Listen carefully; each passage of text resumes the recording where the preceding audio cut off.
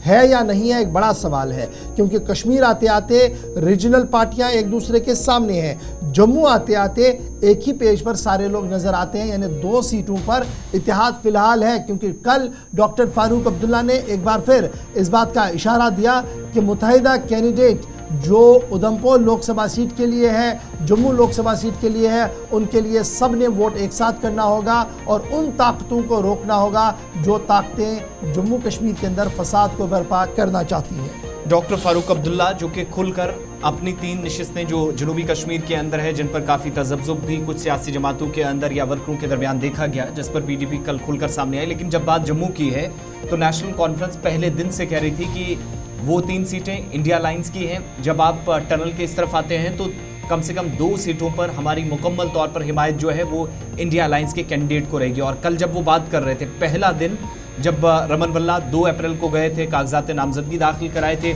जब वो नॉमिनेशन के लिए गए थे, डॉक्टर फारूक अब्दुल्ला उनके हमरा थे। लेकिन गुज़श्ता रोज़ रामबन के अंदर जब पार्टी के आला क़यादत, ज़िला सदर, सूबाई सदर, पार्टी के साबिक वुज़रा, जो साबिक रियासती वुज़रा हैं, जो नेशनल कॉन्फ्रेंस से थे,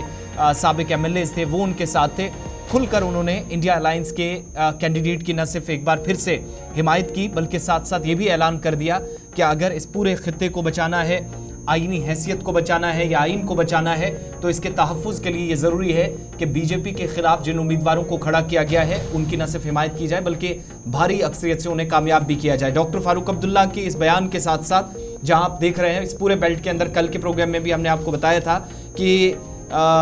GM सरूरी को, जो गुलाम नबी आज़ाद की पार्टी से खड़े हुए हैं, मुस्लिम वोट बैंक काफ़ी ज़्यादा है, तो वो फैक्टर भी हो सकता है। लेकिन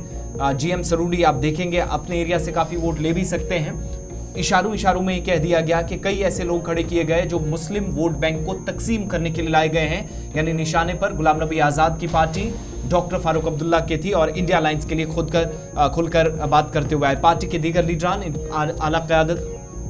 जो यहाँ इस ज़िले की नेशनल कॉन्फ्रेंस को रिप्रेजेंट करती है, उनकी जानिब से प्रोग्राम मुनक़िद किया गया था। लेकिन बुनियादी मकसद ये कि इंडिया इत्तेहाद के उम्मीदवार के लिए कैंपेन को आगे बढ़ाया जाए।